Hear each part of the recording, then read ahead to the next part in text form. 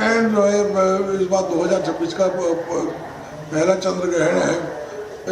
इसमें जो है यही है कि काफ़ी उथल पुथल की संभावना है। जैसे आप देख रहे हैं विश्व में जो है एक तरह से विश्व युद्ध चल रहा है, तो ऐसी स्थिति में जो है परिस्थितियाँ बड़ी जो है विकट रहेंगी और जो है बड़े बड़े राजनीतिकों पर इसका संकट रहेगा। क्योंकि यह ग्रहण और ग्रहणों की अपेक्षा ज्यादा अनिष्टकारी ग्रहण है। कारण क्या है?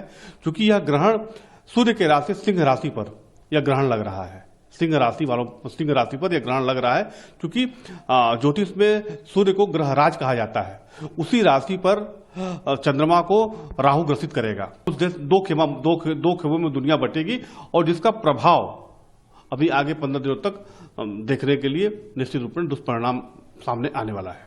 यह ग्रहण का जो प्रारंभ होगा, या ग्रहण का प्रारंभ और ग्रहण का मोक्ष जो है, तो प्रारंभ अमेरिका सहित पूरे एशिया में इसका प्रभाव देखने को मिलेगा। कालचक्र की थ्योरी और ज्योतिषियों की गणना को माने तो क्या अब इस खगोलीय घटना ने बर्निंग वर्ल्ड की आशंका को और हवा दे दी है? ज्योतिषियों के अनुसार अगले 15 दिन अत्यंत संवेदनशील हैं, लेकिन बड़ा सवाल ये भी है कि क्या इस संकट की आंच भारत तक भी पहुंचेगी?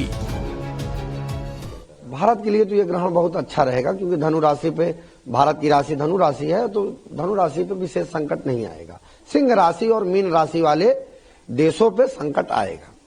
भारतवर्ष पे कोई संकट नहीं है इस ग्रहण का। ज्योतिषियों की माने तो संकट सिंह राशि और मीन राशि वाले देशों पर आएगा। हालांकि वैज्ञानिक दृष्टि से ये केवल एक खगोलीय घटना भर है, लेकिन ज्योतिष की दुनिया में इसे अनिष्टकारी माना जा रहा है और दावा किया जा रहा है कि ये ग्रहण तबाही, बर्बादी, आपदा और सत्ता परिवर्तन की आशंका लेकर आ रहा है। साफ है, एक तरफ विज्ञान अपनी गणना कर रहा है तो दूसरी तरफ आस्था और ज्योतिष भी अपनी चेतावनी है। तो भगवान कृपा करे होली भी शुभ हो और चंद्र ग्रहण के बुरे जो भूगोलीय घटना घटेगी उससे भी आप सावधान रहें। तो अब सवाल यह है कि ये चंद्र ग्रहण और क्या क्या करवाएगा? क्या ये ब्लड मून सिर्फ आसमान का रंग बदलेगा या फिर दुनिया की तकदीर और तस्वीर भी? क्या ग्रहों की ये चाल आने वाले दिनों में युद्ध की आग को और भड़काएगी? क्या साल 2026 का पहला चंद्र ग्रहण कहीं दुनिया को तीसरे विश्व युद्ध की ओर तो नहीं धकेल देगा?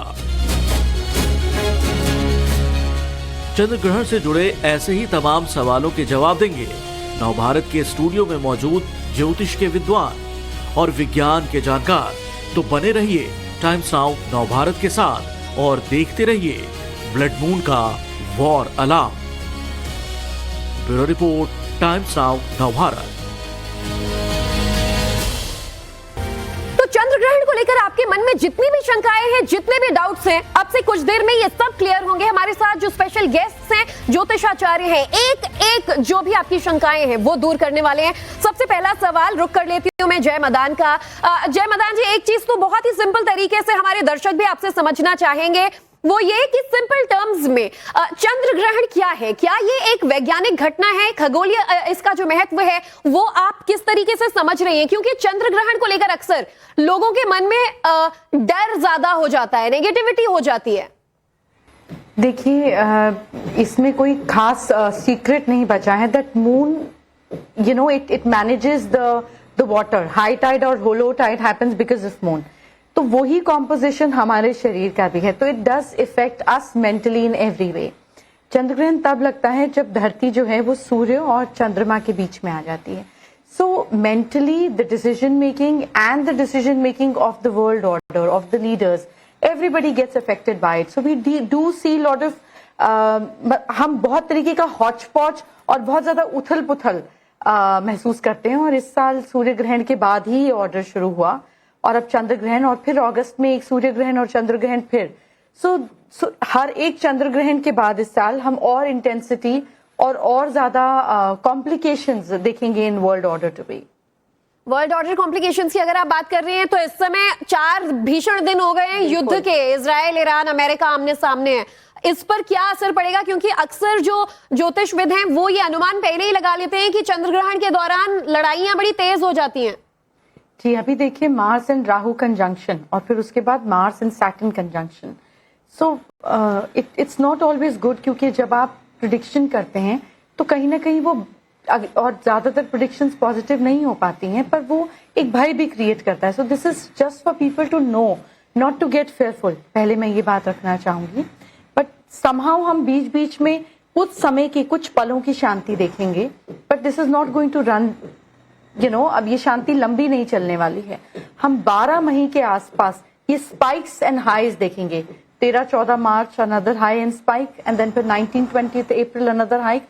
तो 2 अप्रैल से 12 मई तक ये चीजें कॉम्प्लिकेटेड होती हुई और कंट्रीज इन्वॉल्व होती हुई हमको दिखेंगी. 2 अप्रैल से 12 मई तक डॉक्टर जय मैदान, आप ये प्रिडिक्ट कर रही हैं कि और भी चीजें जो हैं उथल पुथल देखने को मिल सकती है. 13-14 जी 13-14 मार्च से राहु एंड मार्स कंजंक्शन के समय भी it's an explosive phase. I hope things remain काम एंड नाइस. थोड़ा सा 11 मार्च तक ये लोग कोशिश करेंगे कि बैठ के बातचीत हो, लेकिन 13-14 से फिर हम एक नई स्पाइक देखेंगे. जी बिल्कुल. शर्मिष्ठा जी, जय मैदान, डॉक्टर जय मैदान जो कह रही हैं कि अप्रैल मई में भी उथल पुथल हो सकता है. और अभी अगर हम देखें कि युद्ध जो चल रहा है, क्या वो विश्व युद्ध में तब्दील होगा? क्योंकि लग तो रहा था कि ईरान थोड़ा संभल जाएगा, लेकिन अब स्थिति और गंभीर होती जा रही है बढ़ते दिनों के साथ.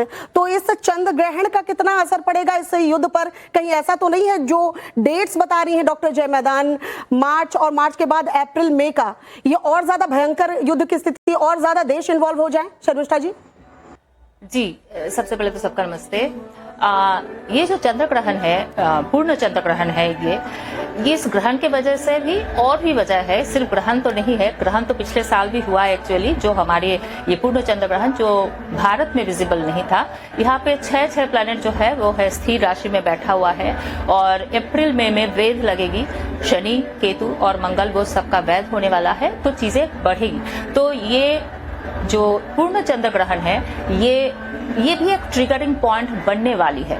तो इस वजह से ये एक चीज होने वाला है कि हमारे जो बॉर्डर एरिया है, आप ईरान और जो पूरा अरब कंट्रीज है उसको भूल जाइए. हमारी जो बॉर्डर एरिया है, हमारी बॉर्डर एरिया में फिर से टेंशन चालू होगा, और हम फिर से कुछ कर सकते हैं टेररिज्म के खिलाफ, पाकिस्तान के खिलाफ. ये सब होने की सबसे ज्यादा संभावना है. और ईरान और जो आप इजराइल की बात कर रहे हैं, यूएस भी बैकअप, वहां पे बैकअप दे रहे हैं. तो ये सारे चीजें तो अभी बंद नहीं हो. ये तो मैंने पहले से ही कह के रखा था, आप लोग के न्यूज की पाठशाला में आए थे कि ये अभी नहीं, ये तो पूरा जाएगा. रिजिम चेंज होने तक ये चलता रहेगा, और रिजिम चेंज ईरान में इतनी जल्दी नहीं होने वाला है. तो अभी मई जून तक ये इसी तरीके से चलता रहेगा, थोड़ा सा ऑन ऑफ, कभी बहुत higher intensity and then low. पर जब तक ये वेद का टाइम है अप्रैल में, तब तक तो कुछ भी सोल्यूशन नहीं होने वाली है. That's the way it will keep on going. चलिए, तो ये तो ग्लोबल हालात को लेकर आप दोनों ने अपनी राय रखी कि अप्रैल मई तक का जो वक्त है, फिलहाल ना ईरान में रेजिम चेंज होता नजर आ रहा है, और ना जो दुष्परिणाम है वो रुकते नजर आ रहे हैं. बहरहाल अभी कुछ सवाल भी जरा हम अपने गेस्ट से ले लेते हैं. अयोध्या से सुप्रिया श्रीवास्तव पूछ रही हैं, मेरा सवाल ये है कि जो ये पूर्ण चंद्र ग्रहण लग रहा है, होली के पहले इसे बड़े राजनीतिक उलटफेर का प्रतीक माना गया है, या फिर ये देश पर कोई भारी संकट आने का संकेत है?